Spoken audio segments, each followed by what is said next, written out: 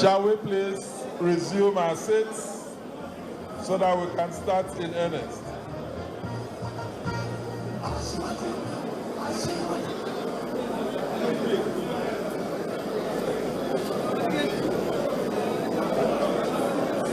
His Excellency Aminu Tambuwal is in the building, and we welcome him.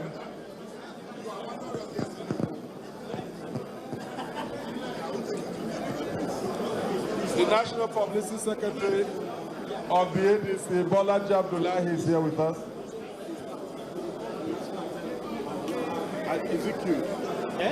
His Excellency Alhaji Atiku Abubakar is also here.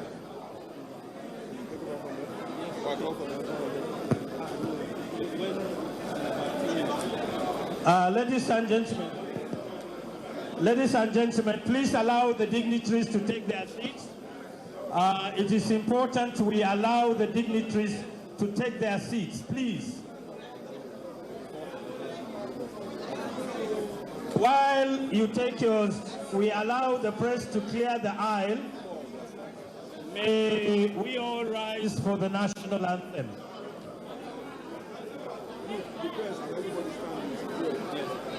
Before we take the national anthem, I'd like to request that members of the press kindly clear the aisle and be on the left or on the right side of this building, as we have discussed earlier.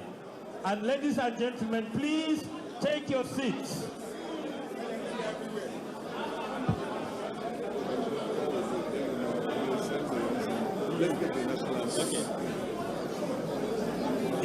Your Excellencies, distinguished ladies and gentlemen, may we please rise for the national anthem.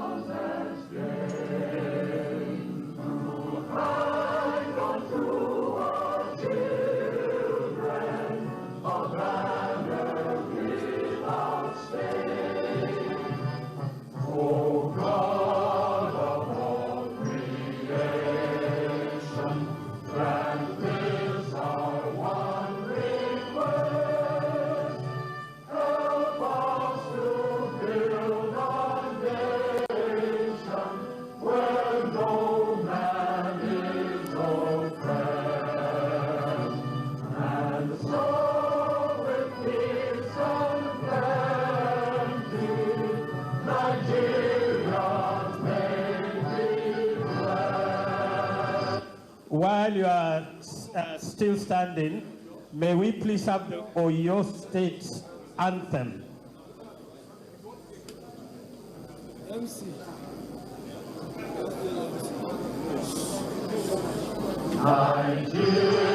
No. Oyo State anthem. May we have a fine voice to come and render the Oyo State anthem for us. Okay, we are on. Oh,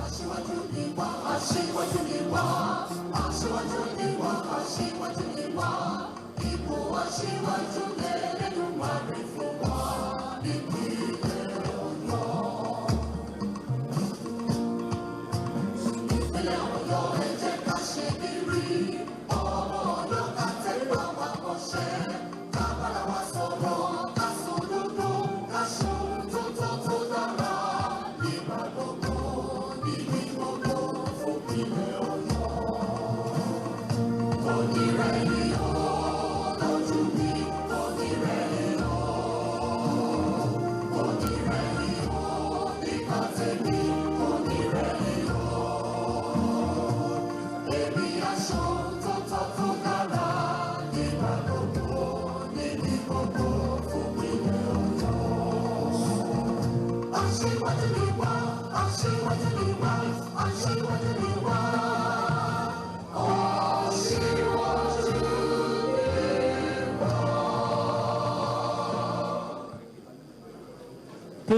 put your hands together for the Federal Republic of Nigeria and for the government and people of Oyo State.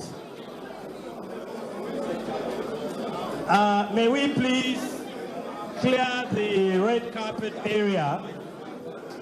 The red carpet area should be exited by colleagues in the media, please.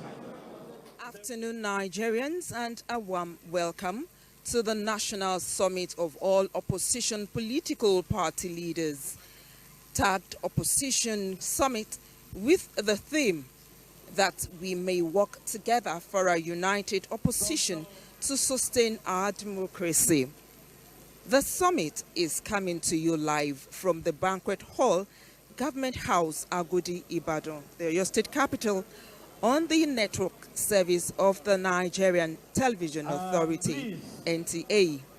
Chairman expected at this occasion is the former president of Nigeria, Chief Olusegun Obasanjo, while the chief host is the governor of Oyo State, Seyi Makinde.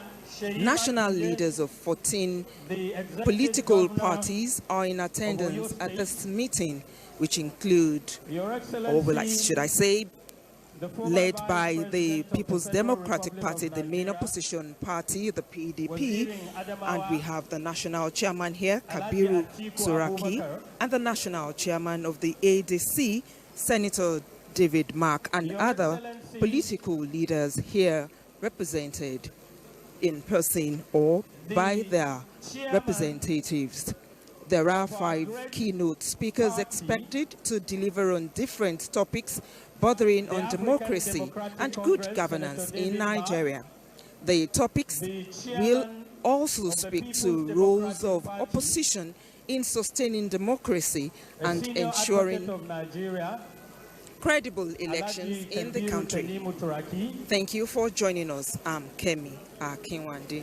The chairman of all the collaborating and participating political parties, our esteemed secretaries and members of the national working committees of all the collaborating parties, I'd like to respectfully request you to bear with us. We will not render all the protocols because of the pressure on time and the need to dedicate the quality time we have to discussing the challenges that are germane to the political development and growth of our country. The issues that have to do with a robust and a resistant political opposition that will provide Nigerians not only a roadmap, but the project take over Nigeria politically in the year 2027. May I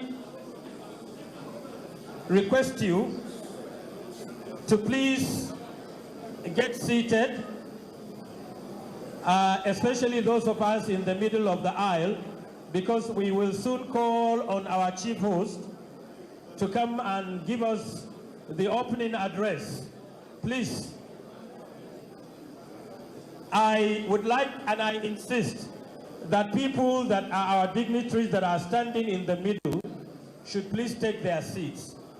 And those of you who don't have seats can please, occupy the seats behind. Your Excellencies, distinguished ladies and gentlemen, in inviting His Excellency Governor Olusegun Makinde, I must quickly say this. We were here about 3 years ago to witness the convention or the conference of the NBA. what we saw of Oyo State and Oyo and Ibadan in particular, yesterday what we saw blew us away. The infrastructure, the roads, virtually every road in the capital city of Oyo State is tarred. Please put your hands together for His Excellency, Governor Oluseyi Makinde. And to properly introduce him, I have my colleague and the son of the soil, who is very much at home with the protocols of Oyo State, to do the invitation. Thank you, Dr. Ladan. It gives me great pleasure to welcome upstage for the welcome address our chief host right here in Oyo State. Is the Vice Chairman, Nigerian Governors Forum, and Executive Governor for Oyo State. Please, with a round of applause, make welcome His Excellency, Governor Seyi Makinde, FNSC, DSC, GSSRS, Seyi Eda.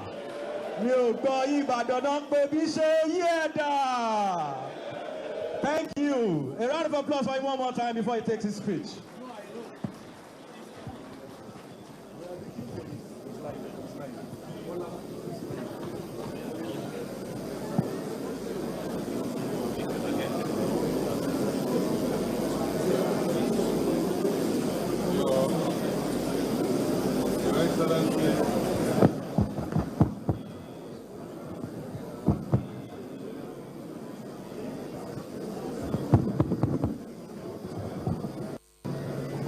Your Excellency, the former Vice President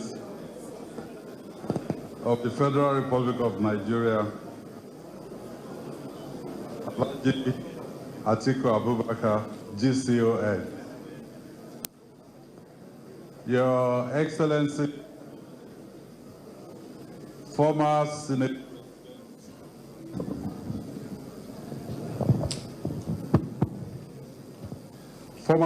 President of the Federal Republic of Nigeria and National Chairman for African Democratic Congress, Senator David Mark.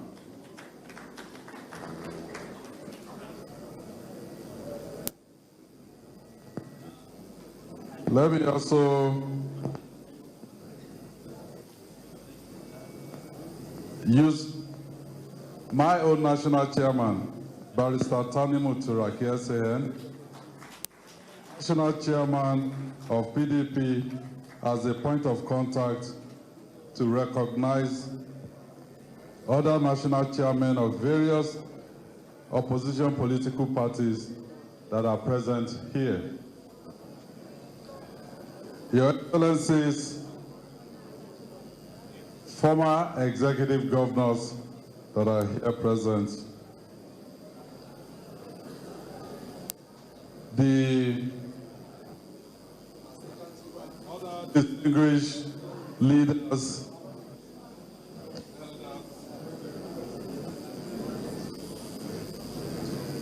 and members of the opposition political parties in Nigeria.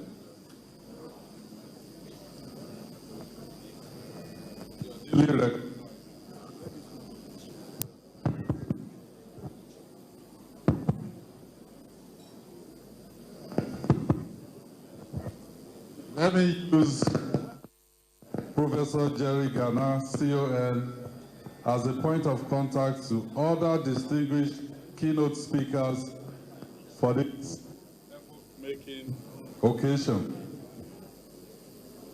Eminent personalities and invited guests, gentlemen of the press, distinguished ladies and gentlemen, welcome to Ibadan, the political capital of the Southwest.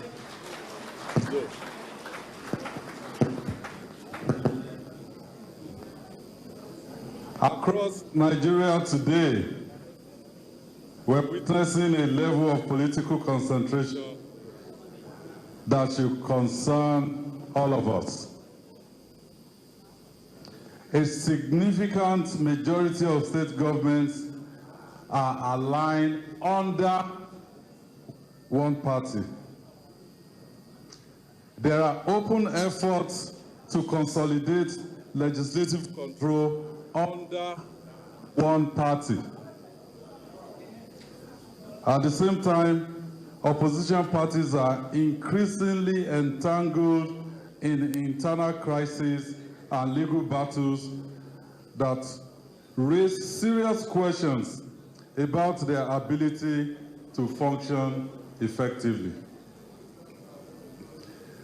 Taken individually, each of these may have its own explanation, but taken together, they point to a pattern where the space for real political competition is disappearing.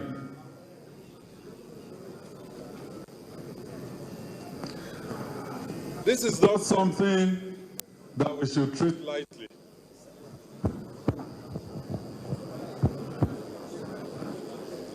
I don't want to think saboteurs are here.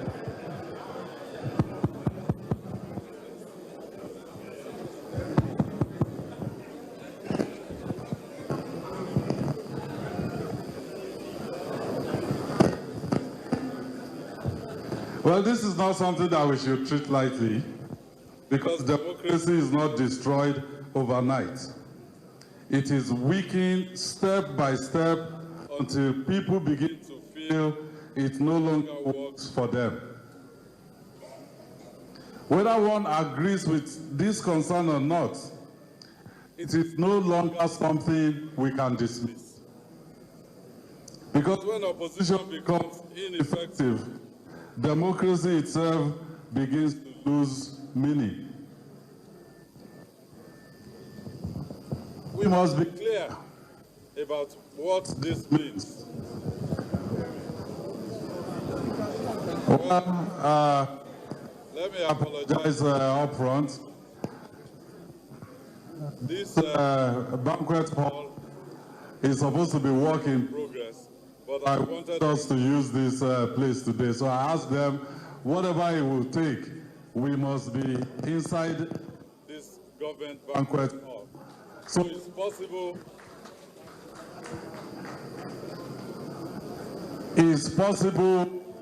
that they still have teething problems, but we'll manage through. So there must be clarity about what we're witnessing, what it means for us. First, democracy is not defined by the success of one party. It is defined by the existence of real alternatives, by the ability of citizens to choose, and by the confidence that those choices matter. Once that disappears, what we have may still be called democracy, but it will no longer function as one. Now, this discussion is happening here in Ibadan. It's not by accident. Ibadan has always served as the political capital of the Southwest, and indeed, Nigeria. And let me sound a note of warning for those that are carrying on as if there will not be tomorrow. They should remember that Operation Wet here started from here. This is the same wild, wild west. Back in 1950, this city hosted a conversation that helped shape Nigeria's constitutional future.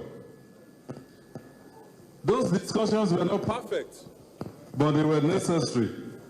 They were driven by a recognition that the structure of a nation must be deliberately built, protected, and when necessary, debated.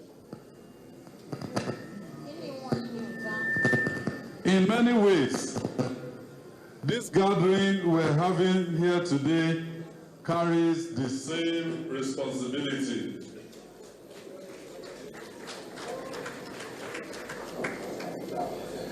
Let me also be clear about what this meeting is not.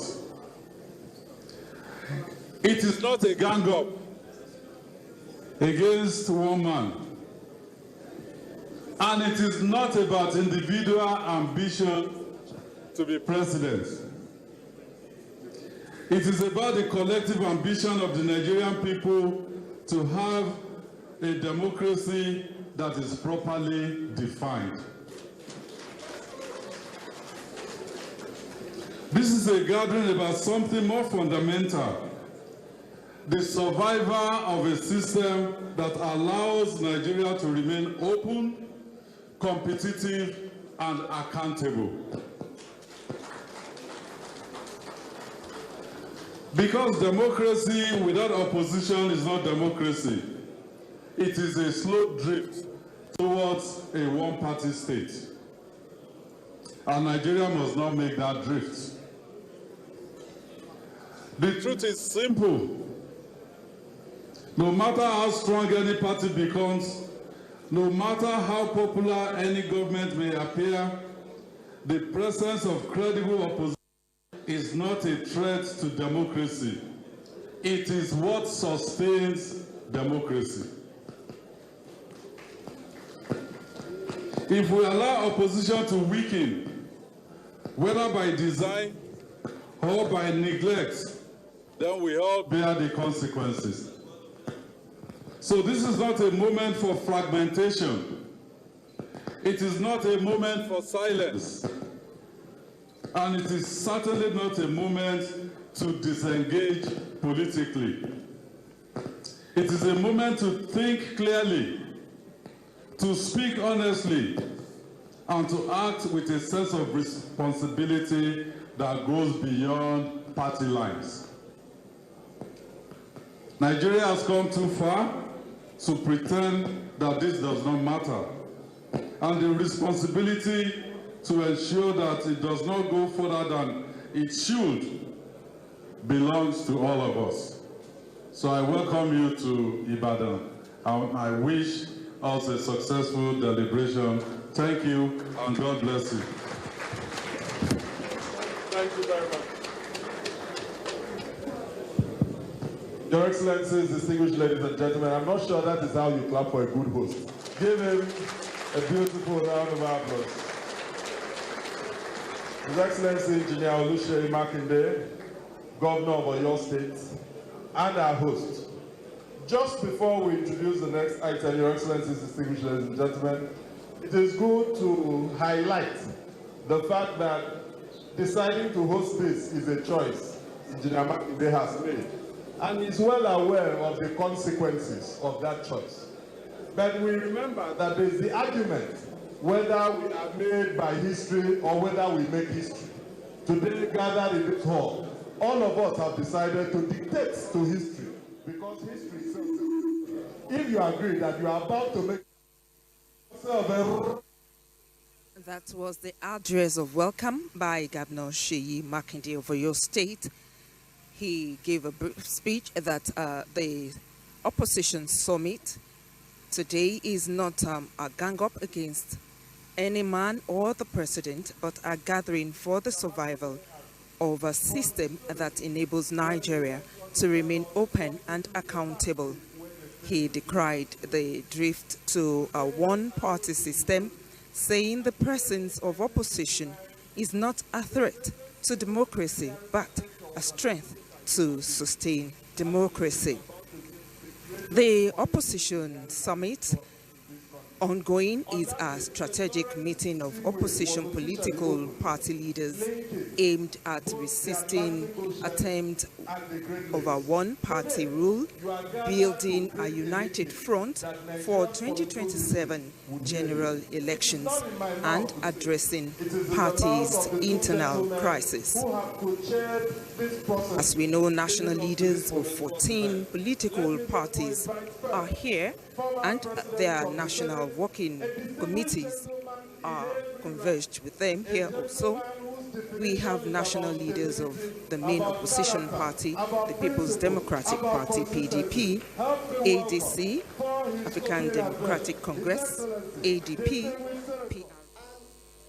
for themselves in IDP camps, homeless, and many on forced migration on account of election.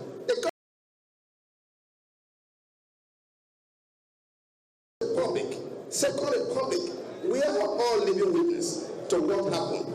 A renowned publisher, Fabengbe, was killed in Ondo State on account of election. So the question is, what are the key elements that constitute free, fair, and credible election? Globally, there are two broad indicators: process indicators, and number two, outcome indicators. Under process indicators, I will focus on only two elements because my paper contains everything because of time. The most important is sanctity of law. The law that will govern the conduct of election. The landscape of election must be certain, must be unequivocal, must be clear to all and sundry. While outcome indicators will show whether the outcome of the election itself is actually credible or not. Now, with respect to the sanctity of law, which is the basis of some of the interventions I've made in recent times, in the course of preparing for this paper, I have found other provisions that are very troubling. And I wonder whether members of the National Assembly, they actually saw some of these provisions that I have found again just yesterday. And I need to go to those areas so that the essence of this engagement is to ensure that all the political parties that are here, you should be able to immediately go to the National Assembly to present a cornucopia of all these provisions for immediate amendment, because an amendment process could be one day, maximum within a week. Those of them who are in the House, we will see a number of them here.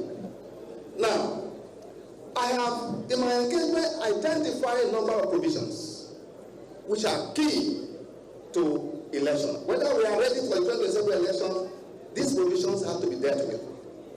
Already, those that have identified that you have watched on television, they are there already. That is number section 63, section 60, subsection 3, that has to do with the transmission. Of course, by that proviso, and as the senior advocate and all lawyers that are here would have testified, that once you put a proviso to override the main provision, of course, that is what is going to be relied on. But what is more troubling is the fact that at the level of the balloting, where the will of the people to be expressed, that has already been sabotaged by virtue of section 62, subsection 3, which says that the ballot paper that will be used for the election, that does not bear the official, mark. By official mark, you mean the various security features that are contained. So what you need to do, as was done in Ghana, when we went on intervention in Ghana, was that the political parties, all of them, decided to ask the EMB, where are you producing the ballot paper and the result sheet? If it's outside the country, that has to be audited. That has to be known, where they are producing the ballot paper and the result sheet. That is very, very key for you to take home. Furthermore, if there was a projection, I would have shown something here. Unfortunately, we don't have that. I will just explain to you. As someone who spent 10 years, and I traversed almost the entire country in conducting election. Governor Leah Imoke's election, second term election. I presided over that election. That was the first time the Jega leadership piloted e-transmission. We sat in my office, the 18 local government of Cross River State. All the results were transmitted live in 2012.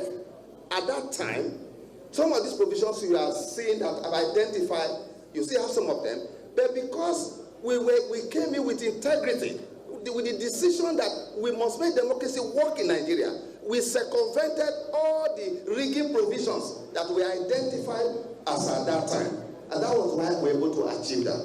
And so, if you look at what they have said in section 137, this is important. Section 137 says that all the presiding officers, collation officers, returning officers that are going to conduct this election, that at the end of the election, if you are going to tribunal, it shall not be necessary to invite them to the tribunal to explain how election was conducted. It is actually been my view that the burden of proof of how election is conducted should be on the EMB. That it is unfair to say that a man who will return as the winner of election and petitioner will not be the one at the tribunal to explain how election is conducted. Whereas, who recruits ad hoc staff is INEC. Who print ballot paper is INEC. Who conducts election is INEC. At the end of the election, who is the custody of election material? INEC. Who is in a better position to explain how election was conducted? And that's why I will argue for inquisitorial method as is done in other parts of the world. It is to be INEC that come and explain. And that is why this is topic I'm going to take on to engage my constituency, the judges that look. Section 131 of the Evidence Act, Section 136 of the Evidence Act, Section 140 of the Evidence Act are very clear to the fact that if there is a dispute as to how a claim is made, the onus is on the person who is making the existence of the claim. For instance, if at point A, a party says the election was not conducted, that's a negative assertion. If at point B and the other person say election was conducted, it is the person who says that election was conducted, i.e. INEC, or the person who returned, should be the one to explain how that is done. I'm not the person who said it did not occur. I am going to give a better clarity to this in my engagement in the next few weeks. That is a message to the judiciary. Now, if votes do not count, election becomes a mere ritual without actually voting. My core message to you as I round up is that democracy cannot take place in the soil of absolutism. As political parties, you have a duty. You must, as quickly as possible, ensure that you go ahead and approach the National Assembly, first recommendation. Number two, the Nigerian people are watching. They want to see how you are also going to present yourself as a credible alternative in terms of how you also conduct your party primaries, how your candidate will emerge. Nigerians are also waiting to see how you are going to do that. That's a clear message so that they can make a clear decision as to what is going on. You must always engage the judiciary on all of the issues that are being put together. Fidelity to the law, although when we have an electoral act that gives option of obedience, then democracy will have problem. The law will die because nobody will obey that. So when you say that an option that if there is a network failure, of course there will be network failure in many places by 2027. So what you need to do is to protect the polling units, ensure that the results that are going to be produced at the polling unit, train your polling unit agent, have all of them there.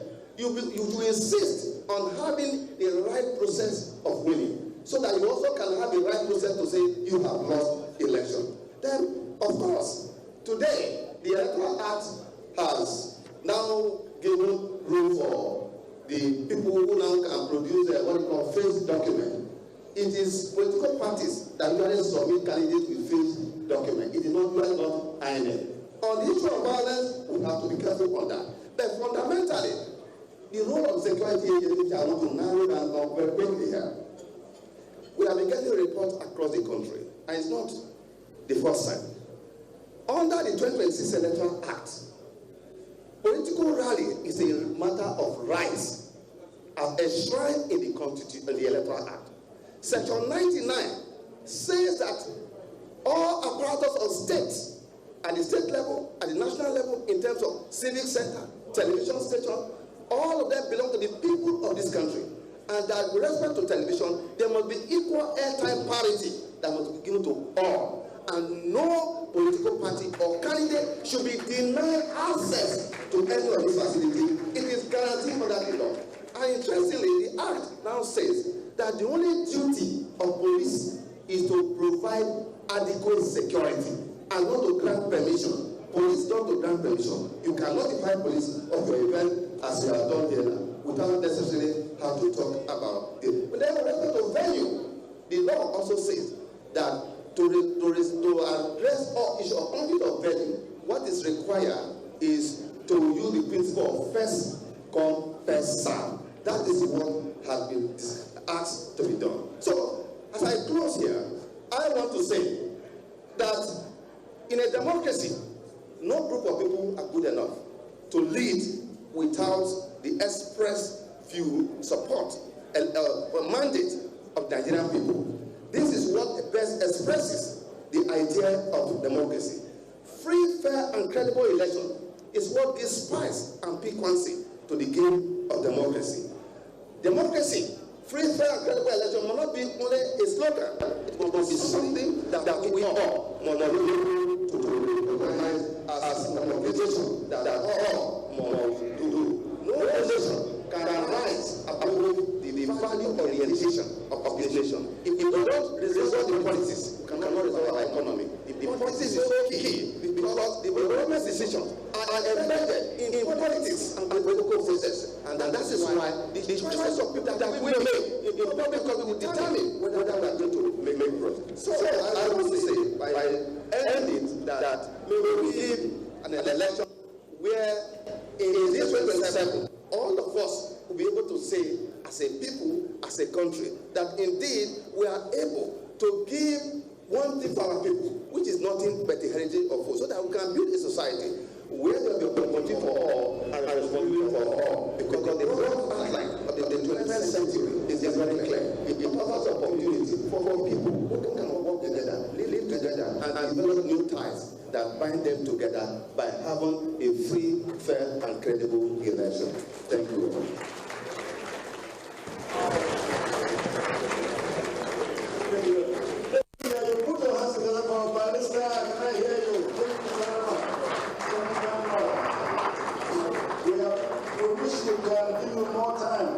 This issue of credible election is so important, so vital, and we thank you very, very much for that.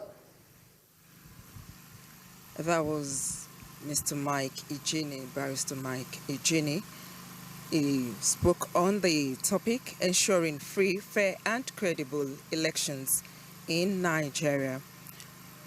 One would want to know that Barrister Ejini is a former resident electoral commissioner, INEC. He focused on electoral integrity, anti-rigging, election transparency, and Electoral Act reforms. He is a strong advocate for real-time electronic transmission of results and warned against loopholes in the Electoral Act 2026. He summed his keynote address speech by calling on all political parties to play their roles electively and urged for good conduct of credible party primaries. He asked them to protect the polling units and that in a democracy, no group of people is good enough to lead without the mandate given by the people. He called for an election that will build the country and benefit the people's trust.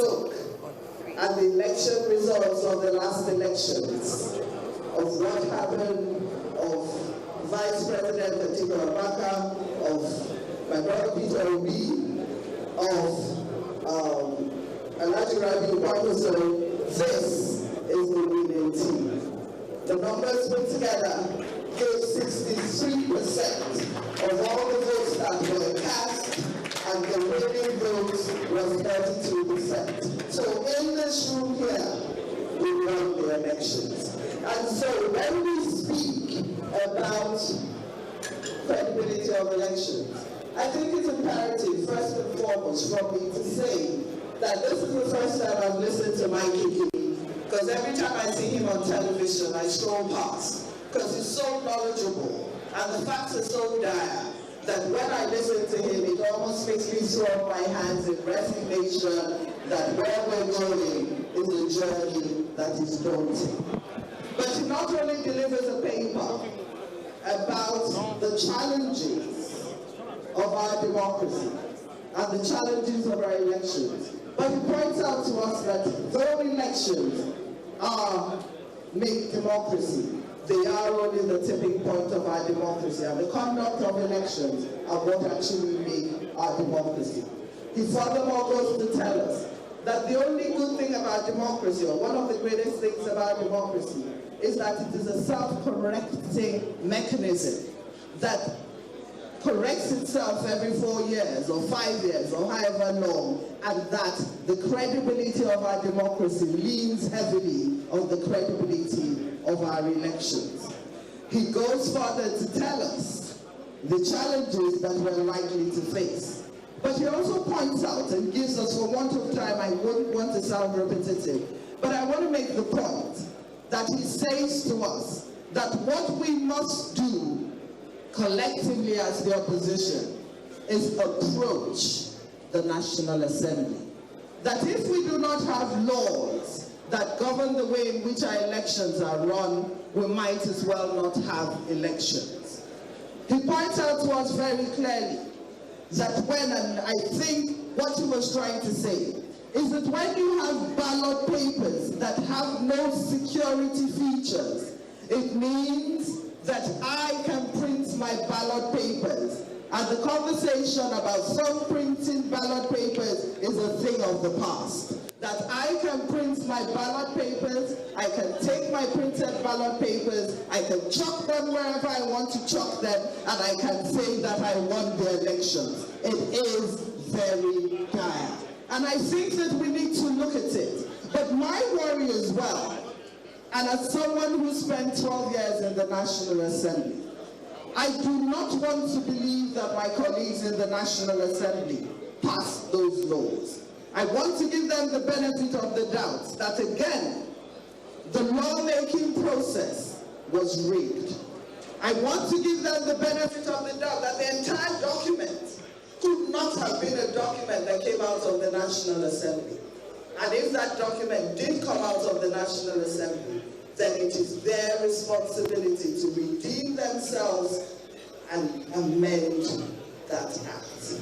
We will collectively come up with a class suit, I'm hoping, and send it to the National Assembly and demand that unless we have credible elections, unless we have a law that governs our elections, we might as well not have elections. Let me furthermore go on to say that Igini also reminds us that as political parties, it is our responsibility to show Nigerians that what it is that we complain about with the other parties, that we're above. That the conduct of our primaries shall be transparent, that our elections begin with the conduct of our primaries and ends with one party winning. That we shall show that we're committed to clarity, and everybody who has spoken before me has spoken about the fact that we must show clarity and transparency in the process. Let me again point out that Mike Igini has said to us that unless, and he says it in very subtle terms, that the consequences of bad elections are existential, they're not partisan. And therefore it is our responsibility as political parties to do the best things that we must do. He speaks to the judiciary. He speaks about the law of evidence. He speaks about clarity, but more than that as well, he speaks to the Nigerian citizens and charges us to ensure that we're part of a transparent process as we go into this electionary. Thank you very much. Please put your hands together once more for Honorable Nana Okeji. The audacity of beauty and brains. I would like to yield the microphone to Professor Jerry Gana to make an intervention. Your Excellencies, because of time, we did not allow all the chairmen to bring their goodwill messages because that would take us almost an hour. So we apologize very profusely. But in a setting like this, we certainly want to give the opportunity briefly to any of the other chairmen who would like to bring a word of greetings to this House to kindly indicate, and we shall allow them to do so. Therefore, permit me to call on Barrister Samuel Meme, the National Chairman of Democratic Leadership Alliance, to kindly bring a greeting before we proceed. Barrister, where is Barrister Meme? Kindly put your hands together for Barrister Meme. Thank you. Any other chairman that would like to bring a greeting, kindly meet me in that corner before we proceed. Thank you.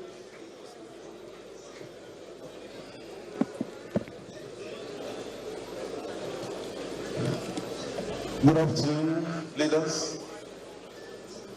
Let me begin by respectfully acknowledging and celebrating the Executive Governor of Oyo State, His Excellency Seyi Makinde, for providing the platform for this very important and timely gathering.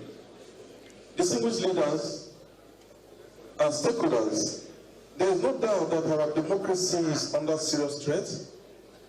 What we are witnessing today is a systemic erosion of very principles that bind us together as a people. The APC-led government has not only failed to meet the expectations of Nigeria, but has also deepened division, encouraged instability, and weakened democratic institutions. It is increasingly evident that crises within opposition parties are not accidental. They are often instigated and celebrated. The intention is clear: to weaken the opposition ahead of the 2027 general election and create a one-sided political landscape that is dangerous for any democracy. The time for unity among opposition parties is now. Not tomorrow, not later, now. We must rise above our differences and act with purpose, strategy, and determination. This summit must not just be another meeting. It must be the beginning of a coordinated and deliberate effort to chart a new course for Nigeria. Ladies and gentlemen, the Democratic Leadership Alliance, the DLA, stand firmly committed to this cause. We are fully ready to collaborate with all opposition parties to rescue our country from what can only be described as a government that has brought untold hardship, insecurity, and economic strain upon Nigerians. This administration has demonstrated a lack of clear ideas on how to govern effectively. What we see instead is self-centered leadership, growing poverty, rising insecurity, and a system that appears indifferent to the suffering of the people. Distinguished colleagues, leaders, the Democratic Leadership Alliance, the DLA platform, is a platform built on integrity, vision, and youthful energy. Out of 171 applications received by the INEC, ours was the only party that met all legal requirements and was duly registered on the 5th of February 2026. We are proud to say that 98% of our founding members are under the age of 30 years. This reflects a bold and forward-looking movement driven by young Nigerians who are ready to sacrifice, innovate, rebuild this nation. In the interest of unity and national progress, we are willing to put everything on the table, including this virgin political platform, if it will serve as a rallying point for a united opposition and help avoid unnecessary litigations often sponsored by desperate politicians and actors. No matter the path we collectively choose, the DLA remains resolute in its commitment to promoting unity among the opposition political parties in Nigeria. Our symbol, the golden pen, represents our mission to rewrite the story of Nigeria for the better. A story of justice, prosperity, security, and hope. Let me conclude by saying this. Desperate times demand decisive and collective action. We must be united in purpose, objective in our decision, and selfless our approach. Personal ambitions must give way to national interest. The oppressed, the vulnerable, the struggling masses of Nigeria are looking up to us. They are counting on us to rise to lead and to deliver them from the hardship they face daily. We must remain focused. We must speak with one voice. And above all, we must act with courage. I am confident that if we stay united and committed, we will succeed for the sake of our country and for the generations yet unborn. Thank you, and God bless the Federal Republic of Nigeria. Please put your hands once more together for our distinguished chairman. May I invite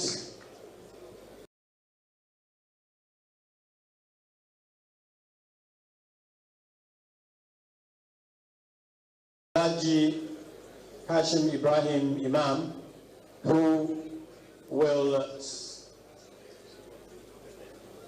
he will lead us for a minute or two on the second plenary session.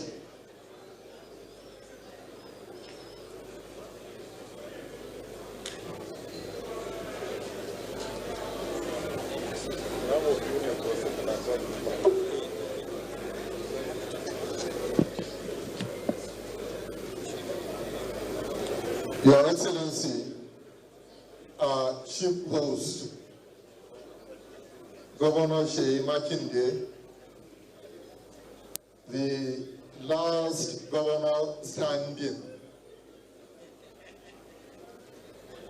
Your Excellency, the former Vice President,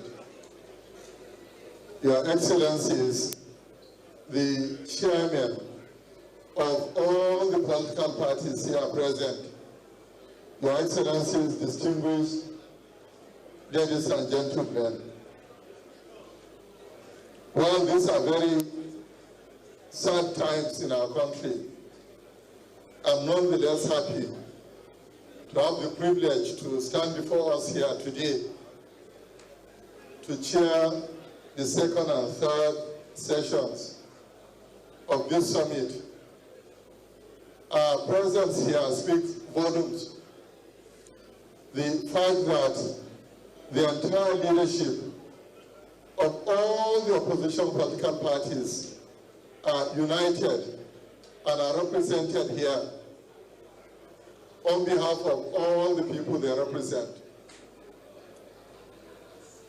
The second and third sessions are dedicated to two very critical, and what I concur that the integrity of elections matters. Today, the most critical, most topical issues confronting Nigerians are the issue of insecurity and the economic hardship that all Nigerians are passing through. I stand before you without fear of being contradicted to declare that this is the worst government in our entire history as a nation. Not be so, I can't hear you. No be so? What did the president tell us about insecurity? He said within 6 months, it will become history. Within 6 months, he will restore security. In 3 years, more than 10,000 Nigerians have lost their lives, and more are dying every day. In Jos, he told us, and he told the people of the platform, that from that day on, not one single life will be lost, that he'll be on top of the security situation. Less than 24 hours after he left platform, several Nigerians lost their lives. Not even during the sad days of the Civil War did so many Nigerians die, 10,000, and we are still counting.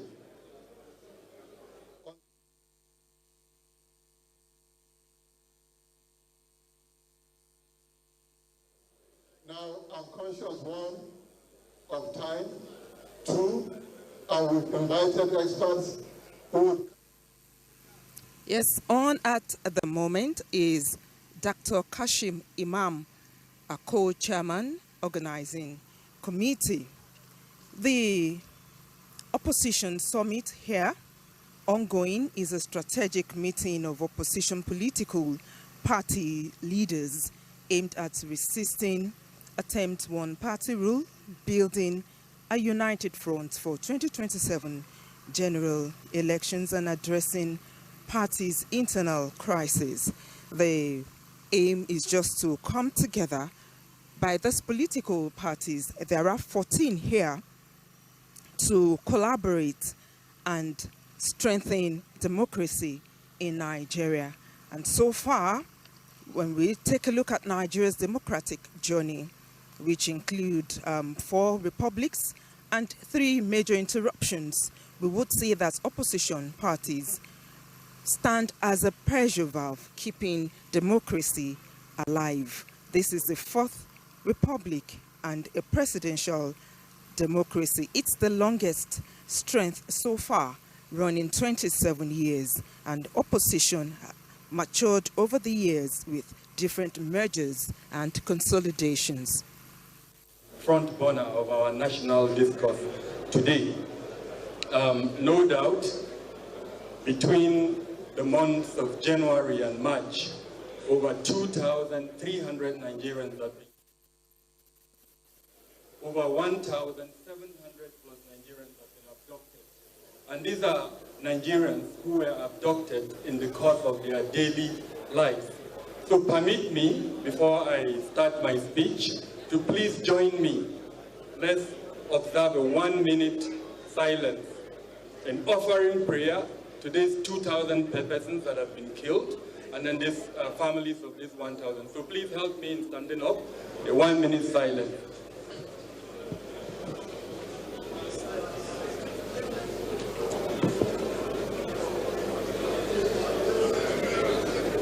Thank you very much. May those that have been killed, may their souls rest in peace. And those that are still in detention, may God Almighty bring them out. You can take your seats. Thank you. So I had prepared a presentation, but because of time and of course some of the challenges with technology, I won't be able to have that presentation. So what I'm going to do is to summarize that presentation. Over time, at least in this 4th Republic, there have been attempts to address the security challenge. I think let's not kid ourselves around that. Successive governments have attempted to, but what I have seen as the challenge is that we're addressing the symptoms and not necessarily the drivers and the root causes of those insecurities. So what I've done in my presentation is to look at, first and foremost, what do we have in place to address the security challenge? What are those drivers and root causes?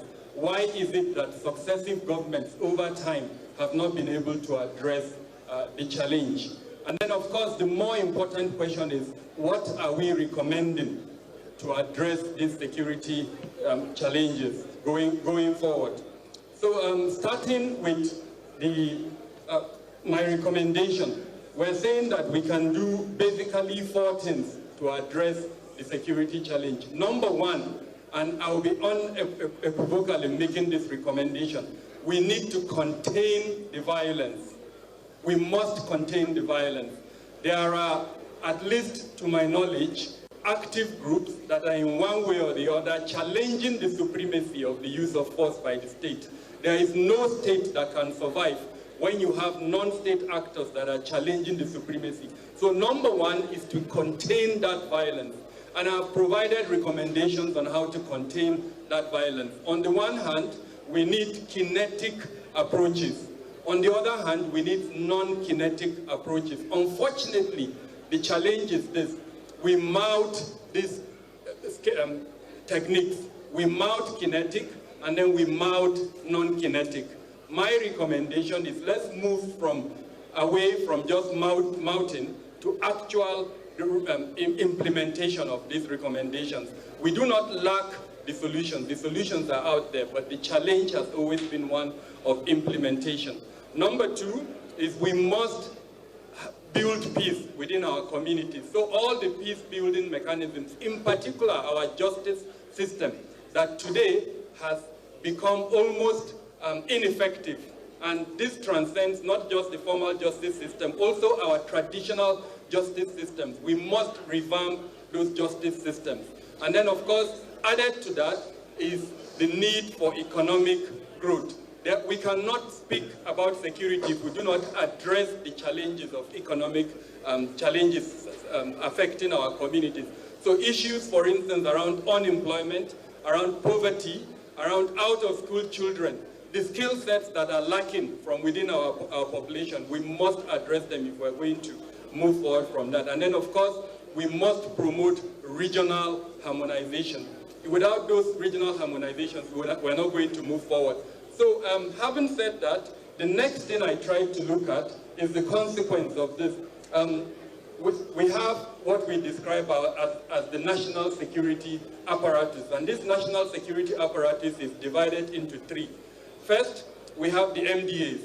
The MDAs are divided into about 42, all in all. You have the coordinating element, which is the Office of the National Security Advisor, the Ministers of Defense, the Ministers of Interior, Ministers of Police Affairs. And then you now have under them different departments and agencies. But the challenge is that as contained in our Constitution, which is Section 14, subsection 2 of the Constitution, that speaks about the responsibility of government to protect lives and property. Unfortunately, over time, this MD, the 2 of them, we haven't seen them working together in synergy to provide this key element within our Constitution. In other words, the pathway that would lead into Section 14, subsection 2 of our Constitution. Sadly, over time, that pathway has either been blocked or has become ineffective. So if we're going to change the narrative, if we're going to see an effective security system, we must have those 42 working in synergy to provide Section 14, subsection 2 of the Constitution. Without that, it will be almost impossible to achieve the elements of that provision within our Constitution. And I think, sadly, that is where we are at the moment. The second very important element is the instruments, the laws, the policies that define the activities of this organization. Now, unfortunately, over time, we've also seen challenges with regards to that. Sometimes the lack of delineation of the functions of this organization, and in other times, the inability for the elements, especially those who are occupying the offices, to understand the provisions of those instruments. I'll give you an example. The National Security Council, which is one of those elements. The last time the National Security Council sat is over a year ago. In fact, in this administration, it has sat perhaps only once. And if that is the highest body that is supposed to superintend and provide direction for security, and yes, it's not sitting, then little wonder that we're where we are. The third element, which is also absolutely important, is the element of partnership. At the moment, the partnership, of course, as we all know, security remains in the exclusive list. And because it remains in the exclusive list, the need for partnership is absolutely important. at the subnational level, partnership between the federal and the state government, partnership between the state governments and the local government, and then more importantly, having a kind of partnership that recognizes that we have over 8,000 wards in this country, where, for instance, if there is a threat element, imagine in any of these 8,000 plus wards, that it will be recognized from an early warning system, and it will be addressed immediately before it becomes Boko Haram. Of course, Boko Haram started it started small, and because it was mismanaged, we're where we are at the moment. So having a partnership that is absolutely important. So that's one level of partnership. The second level of partnership is with our international partners, which we've tried over time to establish that level of partnership, but unfortunately the definition of that partnership is not clear to the average Nigerian. And I say this with all sense of responsibility. When Ghana entered into an agreement with the United States of America, that's our next door neighbor, they put that agreement on the website. You can go today and you will see the status of force agreement between the United States and Ghana. Today in Nigeria, there is no clarity in terms of what the agreement we have between us and the United States. So a partnership that would function is a partnership that has the involvement of the executive arm of government, of the legislative arm of government, and more importantly of the judicial arm of government. Unfortunately, we have awakened to a situation where that clarity is no longer obvious within our political space. So I think it's absolutely important as we progress that we see that level of partnership. I've been told that my time is up, so I will just conclude by saying that it is possible to have a secured Nigeria. But to have such a secured Nigeria, we must, especially, and I'm very delighted that you invited technocrats, so permit me to speak the truth to you. The political class, I say this with all sense of responsibility, holds the key to a secured Nigeria. Why is that? That is because the accountability that is missing within our security sector lies with the political class. If 2,370 Nigerians have been killed in 3 months, the sector has been held responsible, then the political class must look itself in the mirror and say so. So we're hoping that going forward, we will see more accountability. First, in terms of operational accountability, where you are able to measure the performance of anyone that you appoint into leadership position within the security sector. Secondly, is financial accountability. If the security sector has become a conduit for siphoning public funds, again with all sense of responsibility. And anyone who is in doubt should look at our last budget.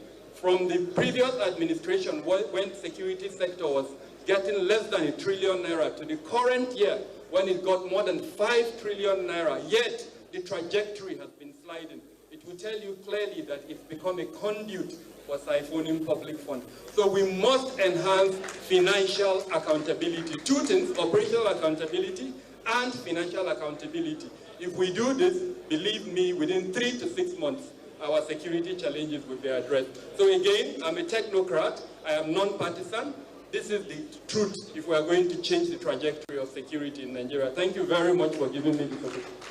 Thank you very much. Please, a round of applause for him.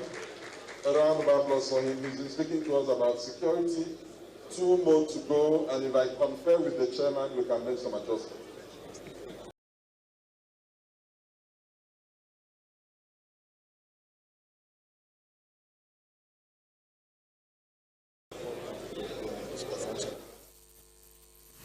One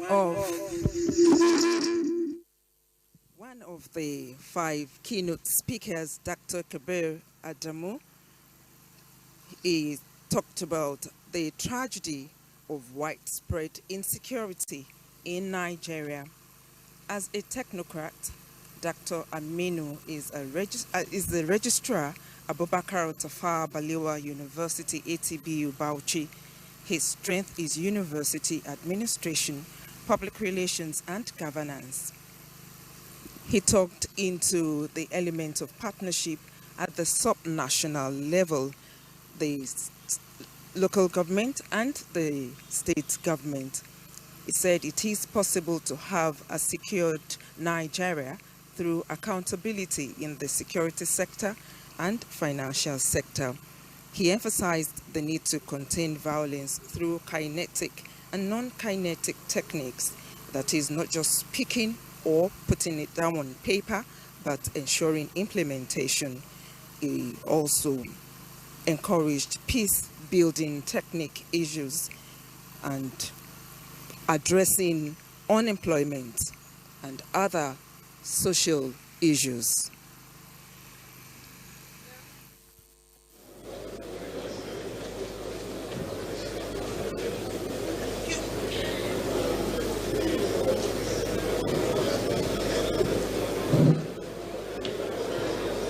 أعوذ بالله من الشيطان الرجيم بسم الله الرحمن الرحيم الحمد لله رب العالمين.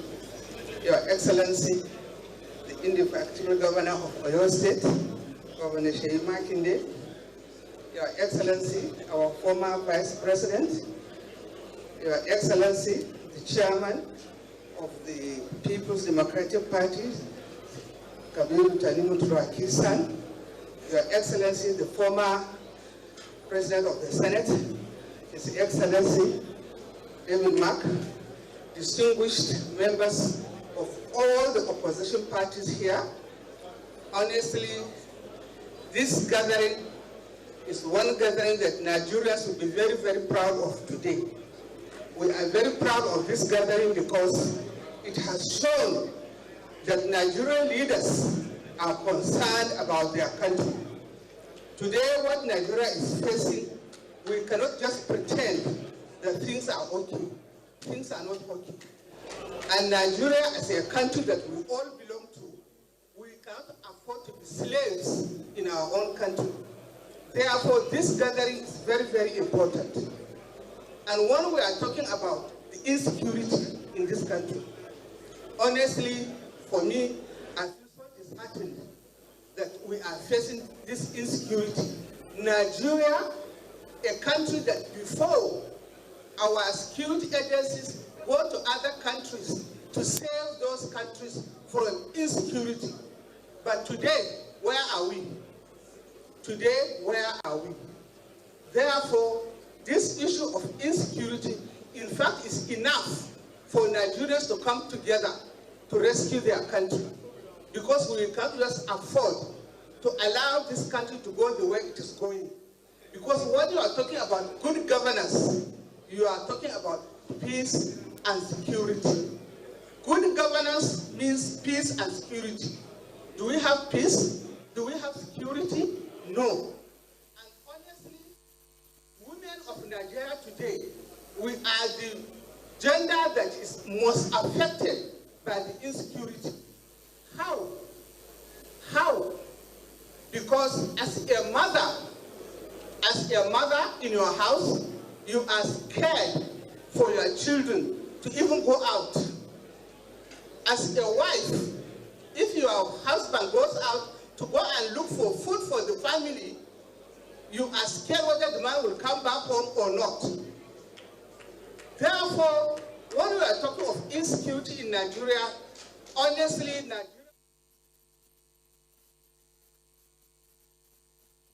we can sleep in our own houses. Because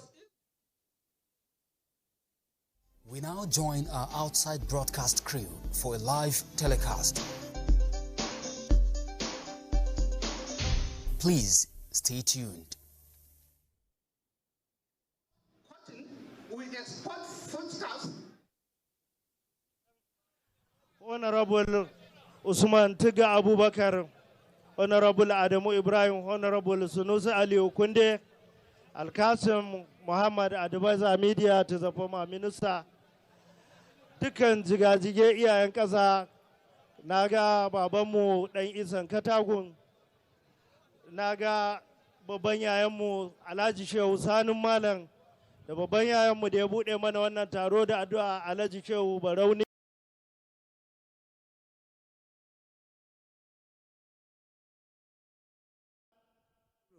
In sustaining democracy, the vote of women do count when we talk about voting and elections in Nigeria. So far, Nigeria's democratic journey includes 4 republics and 3 major interruptions. The First Republic spanned from 1960 to 1966. It was a parliamentary democracy which witnessed strong regional opposition that ended with January 1966 coup. The Second Republic from 1979 to 1983 had presidential democracy which experienced a vibrant but fractured position and rigging claimed, which led to 1983 coup. The Third Republic, 1993, was a transition that witnessed the opposition party winning the SDP, which was annulled, and the military came in till 1999. Now the Fourth Republic, a presidential democracy, is on, and that is the discourse here, the role of opposition party, which they believe strengthens democracy by creating balance. Yes, this government has borrowed $30 billion US. It has never happened in our history. May I invite to deliver the paper on the economy a renowned expert, a statesman, a scholar, a teacher, in the person of Professor Pat Utomi.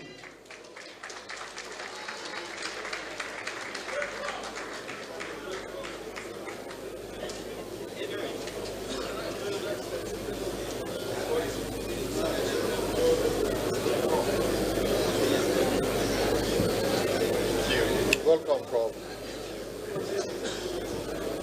Your Excellencies, distinguished ladies and gentlemen, this moment is special for me because it goes to the heart of what will give our children the future that they deserve. Let me say that I will break my presentation, which will be as brief as possible. I have written a very significantly long paper, but I shall not read it at all. I will speak to it, and I will speak to it in 3 parts. And the first part, which I call a preamble, speaks to how I came here and the consequence for the Nigerian economy. The second part is a prologue and the place that Ibadan, my growing up in Ibadan, has for the economic challenges we face in Nigeria today. And the third part is the heart of the question of where do we go from here as an economy. Well, let me start by saying that yesterday I started out from Lagos and I went to fill my tank for the drive to Ibadan. And as I was doing that, I was actually reading a report just published by Piggy Vest, the savings report on Nigeria. And that report indicated that about 58% of us earn less than 100,000 naira a month. 58% of the people of this country. And I found that I had just spent nearly 250,000 naira to fill my tank. And as I was reflecting on that, a motorcade just streamed past, about like a 7-car motorcade. And my head just went, that is the monthly salary of 20 people that is going there just to go to Ibadan. Now, if that doesn't show you absurdity, nothing more will. But in looking at that, I began to also think about quality of life in our country cost of living. We know that Nigerians spend a significant proportion of their resources on food just to keep body and soul together. We have heard from the security experts who came just before me that agriculture is troubled because of security. And so for many of these people, the cost of food is rising. And I look at this groaning, the pain in the land, which you can literally see as you walk on the streets of Nigeria. And I hear people say to me that we must hope that if we give a little more time, hope will return. And I say this is a lie from the very depths of hell. And I do not say that just to express an emotional outburst from the painful realities of now. I take example from Nigerian history. In 1956, there was hardly any industry in Nigeria. Colonial Nigeria did not industrialize Nigeria, understandably, because it was for the export of raw materials to Europe. But by 1956, 1957, self-government came. And young Nigerian men and women who take on the reins of government recognized that their country needed to be industrialized if they were going to provide jobs for people. Within 3 years at independence, and I'm not going to go into all that, you can read Pius Okibo and Nigerian public accounts and all of that, manufacturing had gone from next to zero to 20% of GDP. How did they do it?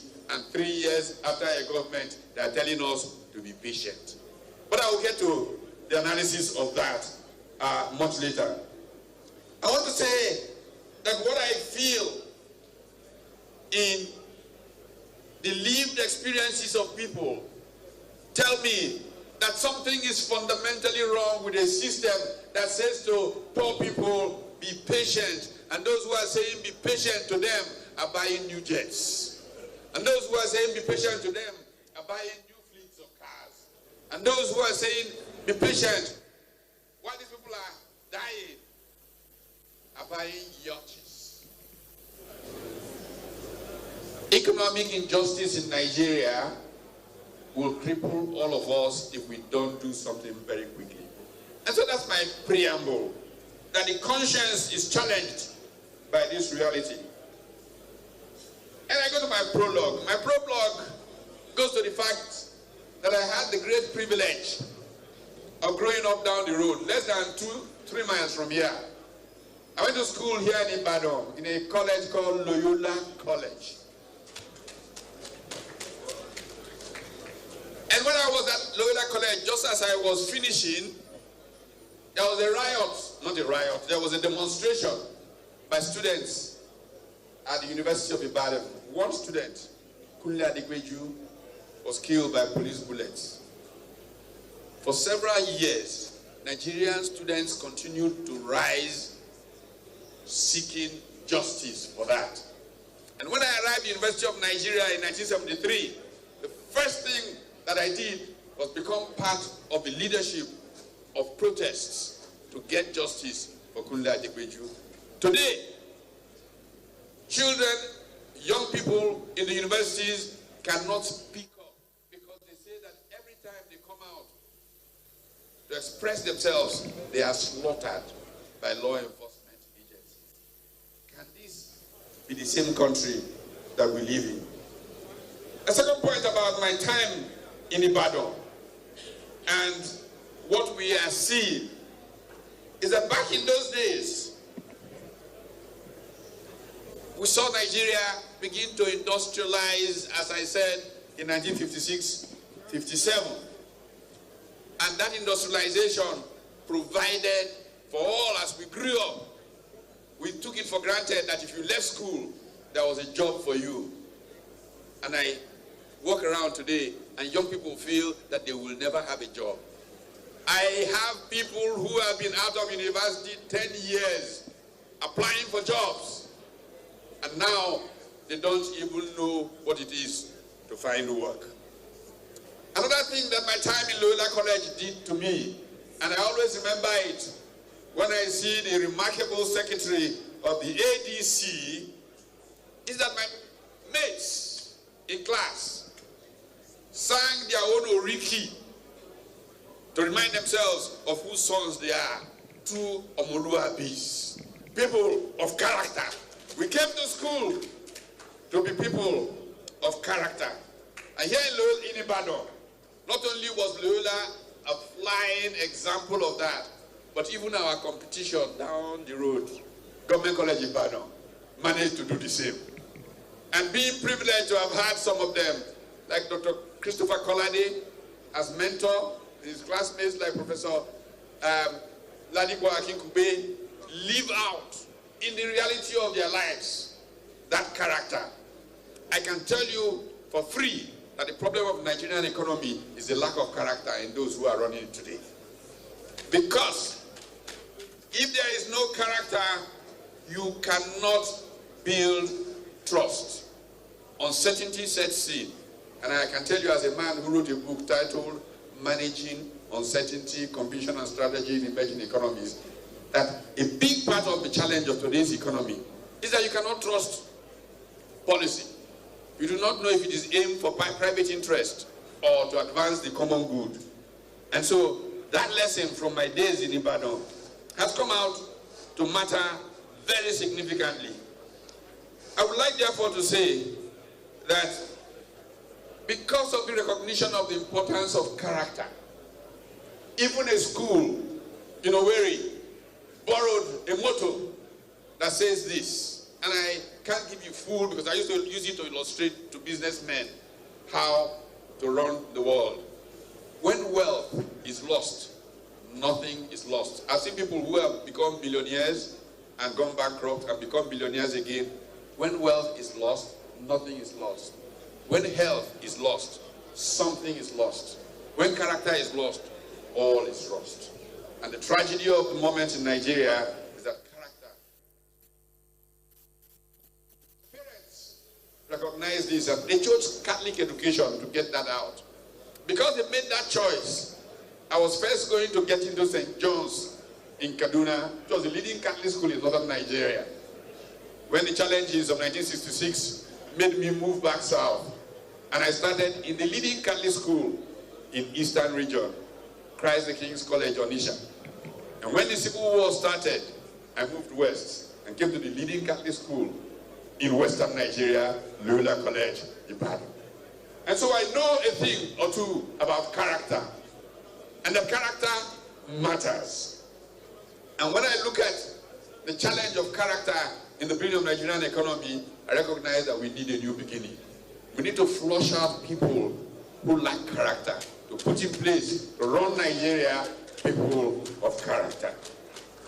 And so to the third part, over this, where do we go from here? Let me say that one of the big problems with those who run the Nigerian economy is that they don't know the Nigerian. And one of the good fortunes that I have had is that I know Nigeria. As I say often and with pride, I was born in Kaduna, baptized in Jos, spent part of my infancy in Maiduguri, started school in Kano, and finished primary education in Buzo before coming to Onitsha.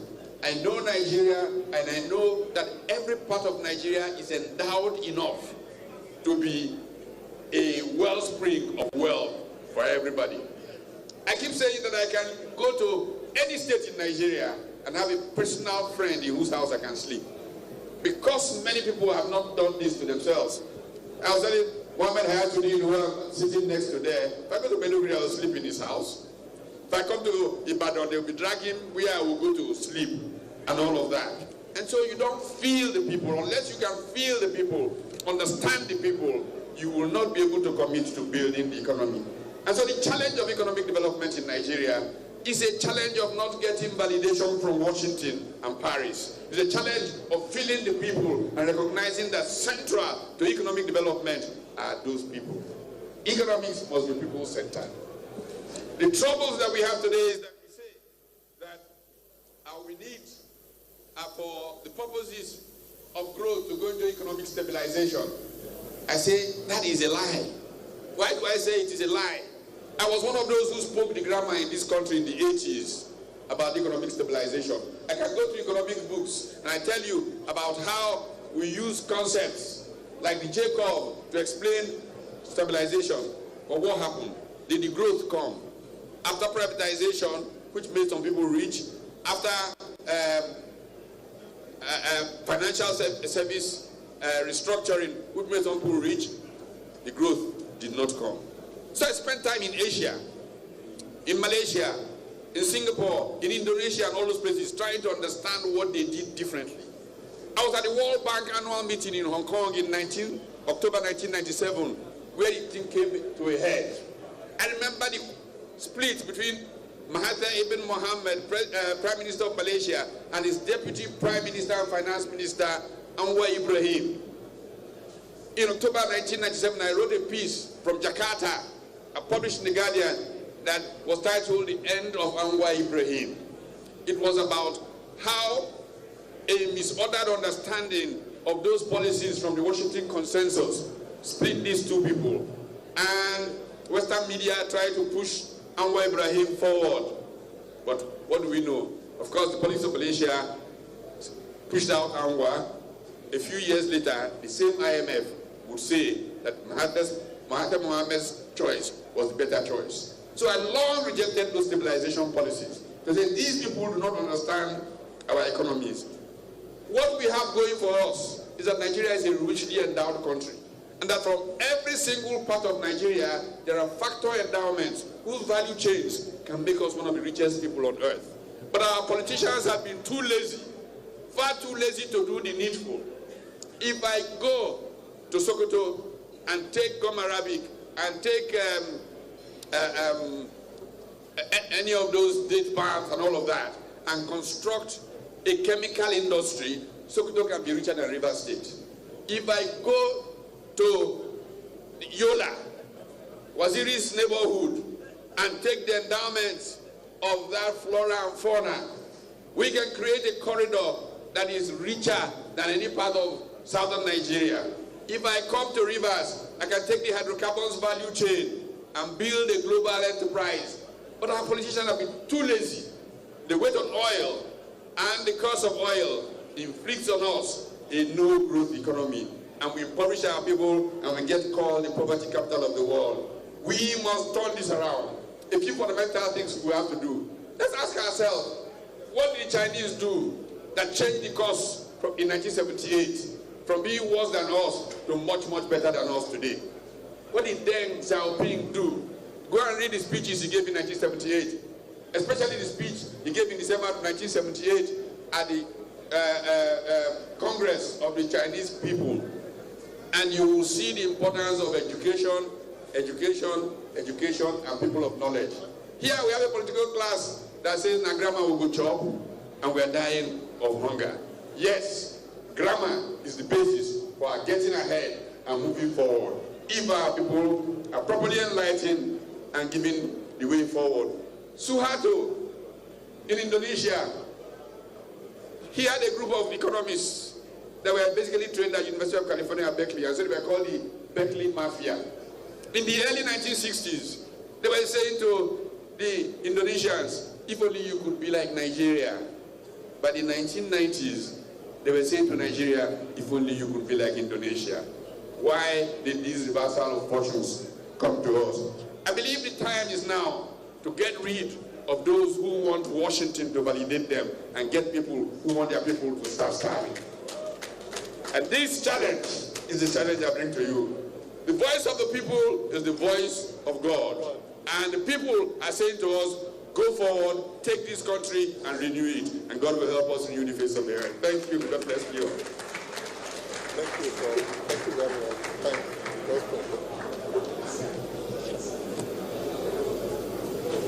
Thank you very much, Professor Art Utomi, for that most brilliant presentation. We weren't expecting anything less. Shall we all clap for him, please? Now, the very last, but not the least, discussant. This time, I let the card out of the bag earlier that all the three discussants are women, are ladies. So we've heard from two. Now, the final discussant. She's not just a lady, female, but a brilliant young girl. So she'll also be speaking for all the youths of Nigeria, men and women.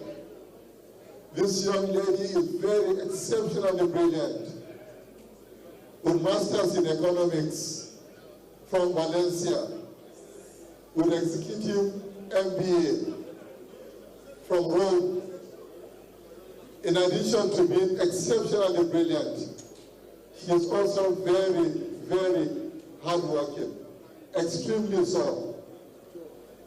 In the past couple of weeks and in recent days that we worked closely on organizing this summit, I grew to know her and to respect her.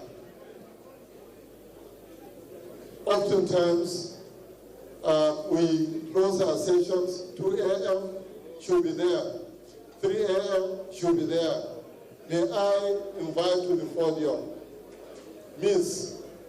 Sarah Ibrahim to speak on behalf of all Nigerian youths, and it's most befitting that she is going to speak on the economy. She's an economist with a master's degree in economics. Sarah Ibrahim.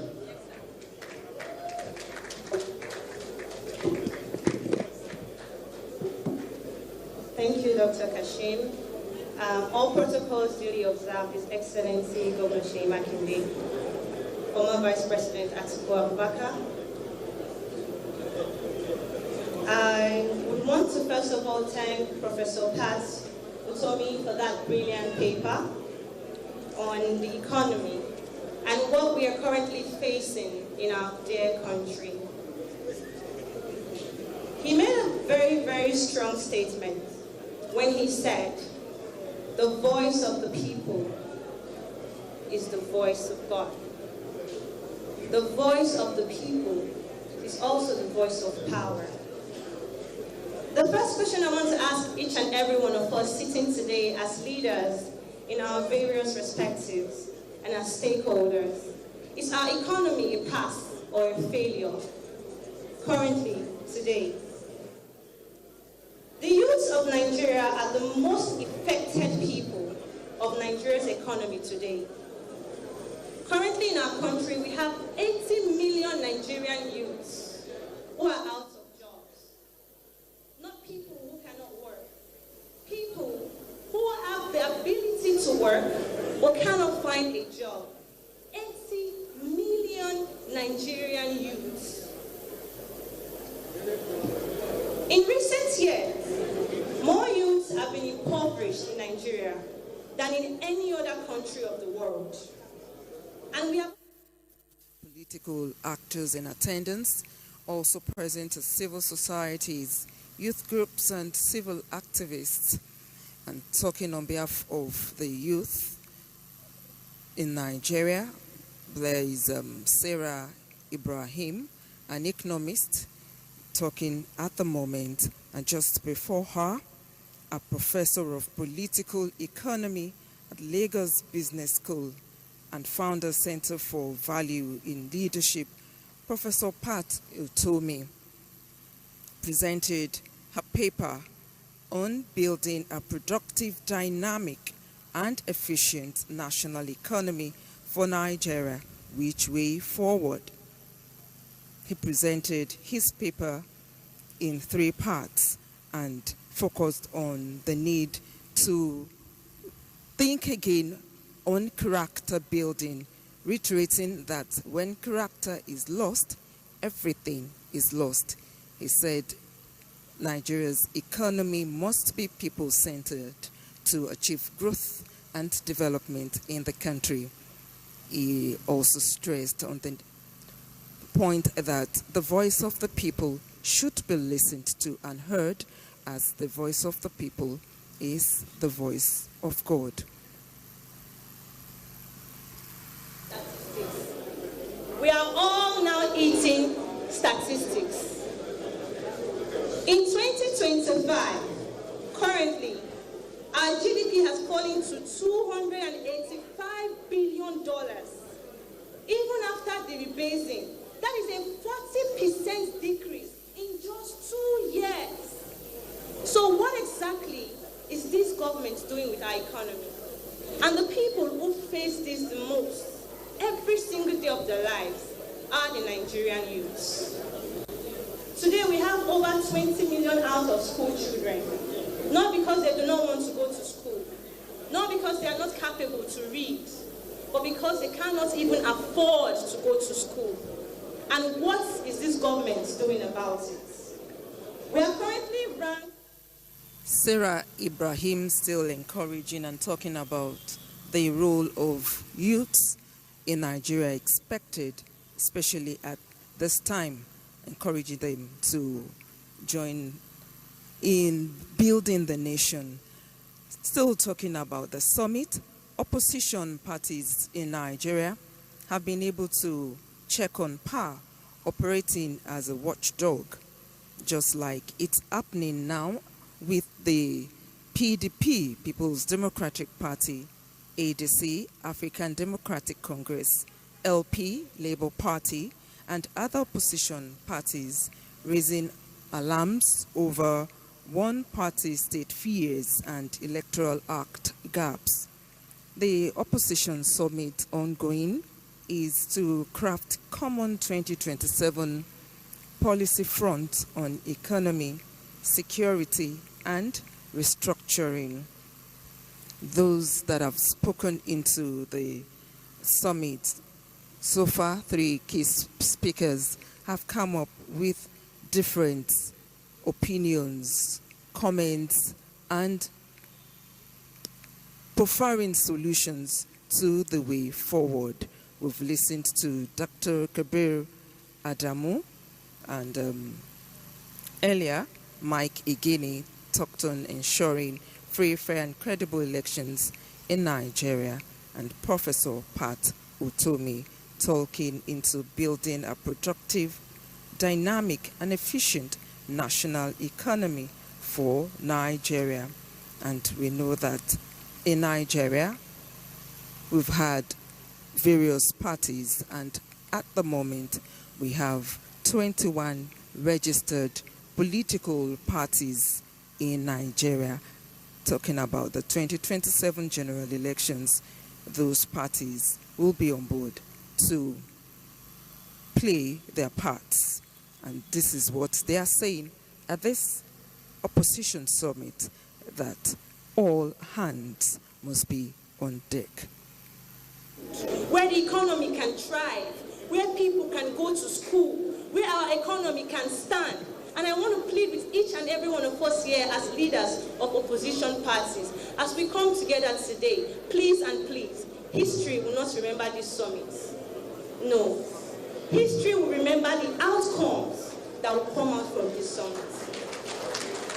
Let it be our decision today would be to come out together, stronger than ever, not just to save me or to save yourself, but for your children, for us, for our future.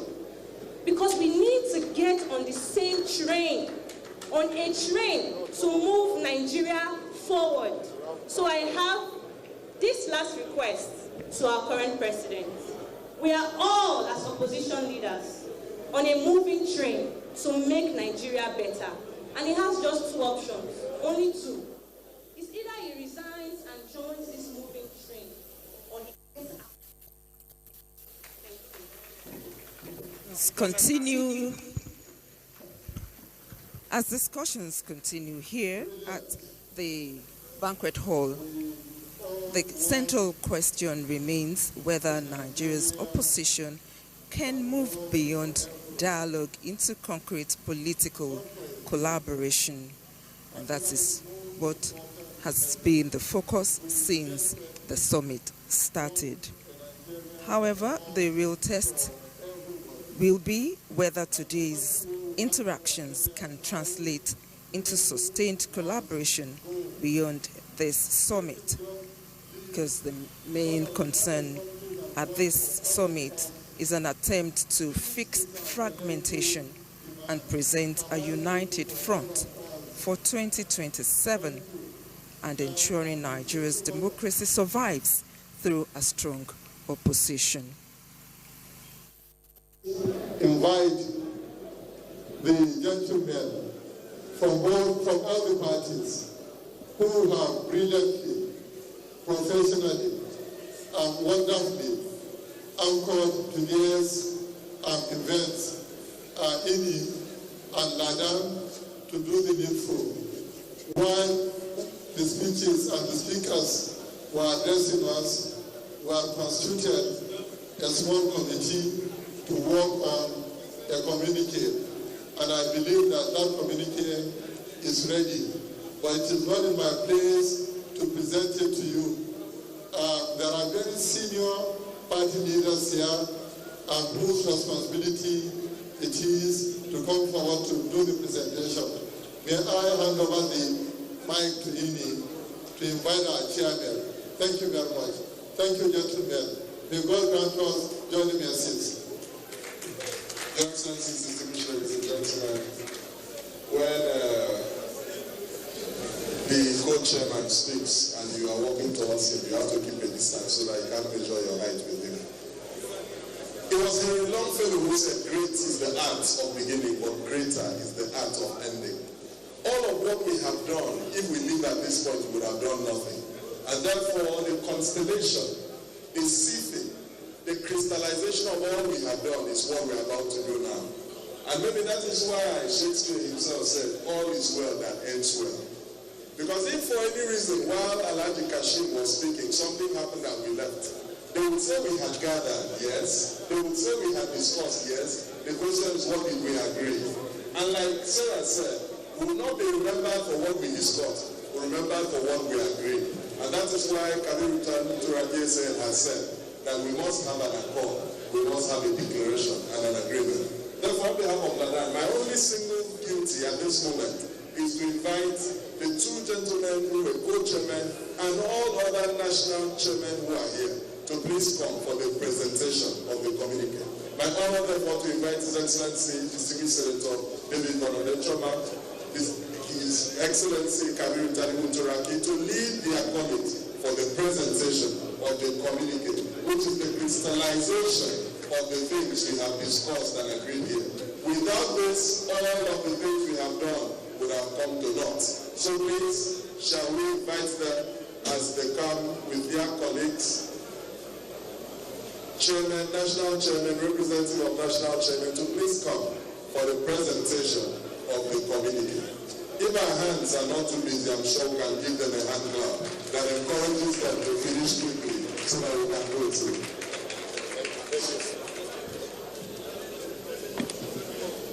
Please, other chairmen of other political parties in attendance should please come up to the stage to support the rendition of the communique.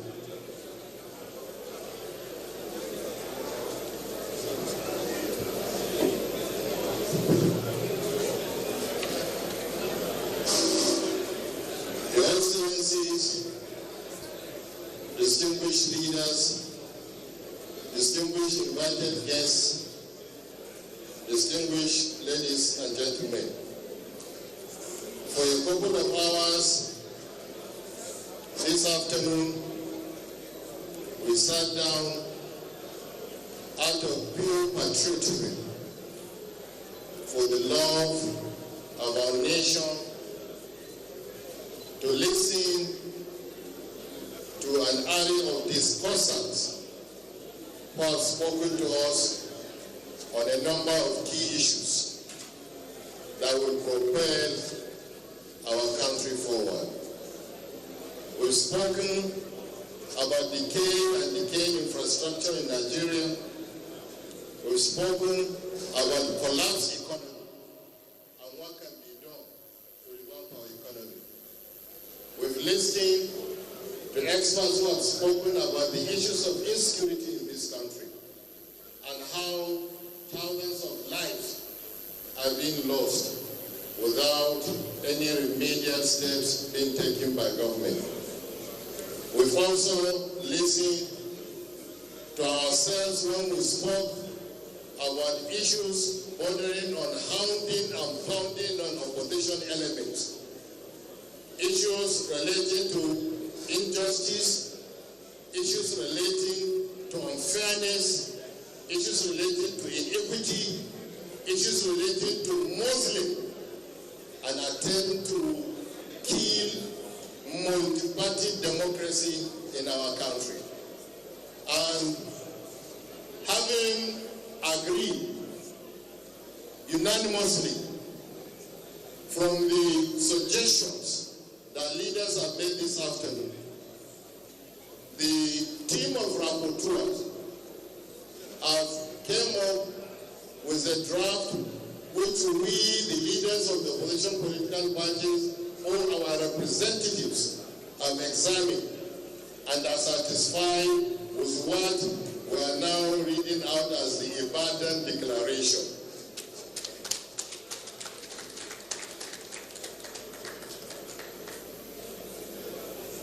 Communique issued at the end of opposition political parties' national summit held on Saturday, April 25, 2026 in Ibadan, Oyo State, hereinafter referred to as the Ibadan Declaration. Participating opposition parties in Nigeria, after an extensive deliberation of the collective threats that we face and the existential challenges facing our country under the stronghold of the oppressive and anti-democratic APC, collective action to rescue our nation and the destiny of over 200 million compatriots hereby resolve as follows. 1. That we shall resist all machinations by the APC to force a one-party state on Nigeria.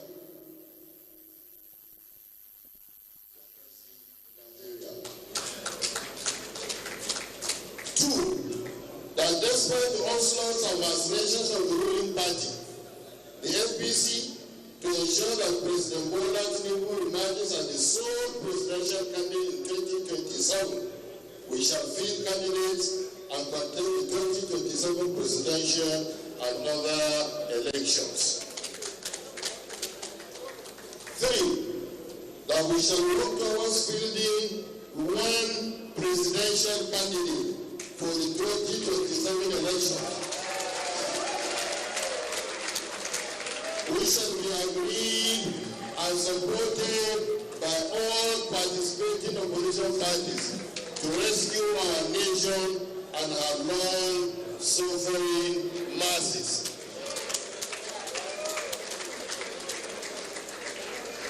4. That INEC Chairman, Professor Jahal Shojo Amopita, having shown bias and open partisanship in favor of the ruling APC, should not conduct the 2027 general election as Nigerians across board have lost confidence in him and his capacity to guarantee the required neutrality to deliver a free, fair, transparent, and credible election. His continued stay in office is vexatious and capable of triggering widespread crisis in our nation. 5. That the National Assembly should immediately review the Electoral Act 2026 to remove all sections and clauses that threaten the sanctity and integrity of the elections and run counter to constitutional provisions. 6. That all leading politicians that have been detained or harassed on bailable offenses be released with immediate effect and be allowed to exercise their fundamental and inclusivity as Nigerians. 7, that we consider the recent guidelines released by INEC as obstacles deliberately engineered to impose conditions and deadlines on the opposition parties. We therefore demand that INEC extends the deadline for primaries till the end of July 2026. 8, the summit commends Nigerians for their resilience and readiness to work with opposition parties to free our nation from state capture.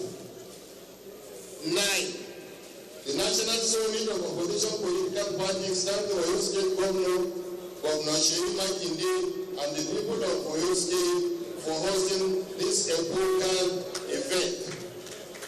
Finally, it should be noted that this is just the beginning of a series of collaborative efforts, meetings, and summits that Nigerian opposition elements will be doing from now till the end of 2027 elections. And thereafter, we can also proceed to ensure that the rights of Nigerians are not taken for granted. Thank you very much. I will now hand over to the chairman of ADC for closing remarks. Your Excellency, sir.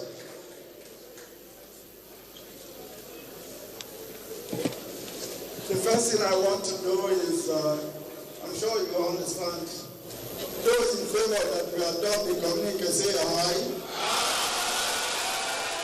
Those in the best say nay. The ayes have it. We have endorsed the communique. We would like to appreciate you, and we would like to appreciate all the young chairmen who are here with us today. I think it's a wonderful thing that we've been able to meet. It's an excellent union, and we will continue to do this. Once more, on behalf of all of us, the chairman, I want to thank you, the audience, and I want to thank you for your active participation in this summit. As we are ready for the summit in future, we expect more participation from all of you. Thank you, and the good Lord bless all of you. Thank you. Thank you very much. The good matters will close. Shall we be grounds for the national anthem? Just before the national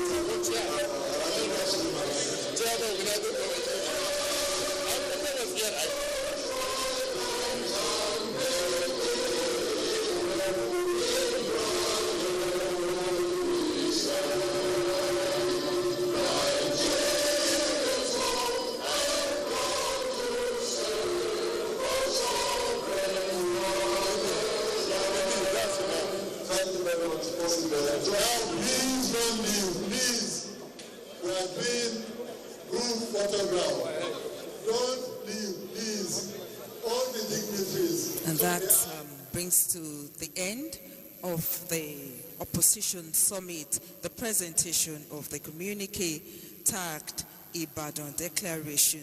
It contains several issues arising from talks at the summit, series of collaborative efforts which they hope will remain till end of 2027 general elections to ensure that the rights of Nigerians are not ignored. The communique was endorsed by the political party leaders and other political actors at the summit, civil societies, youth groups, and civil activists right here in Ibadan, the political headquarters of the Southwest. And here he's saying, thank you for being part of this national summit pulled together by opposition political party leaders across the Southwest, talking about the country. Thank you for watching from the banquet hall, Government House, Agodi, Ibadan. Here's Kemi Akiwande saying, thank you. On behalf of the outside broadcast crew, we hand you over to other programming on the network service of the NTA. Good afternoon.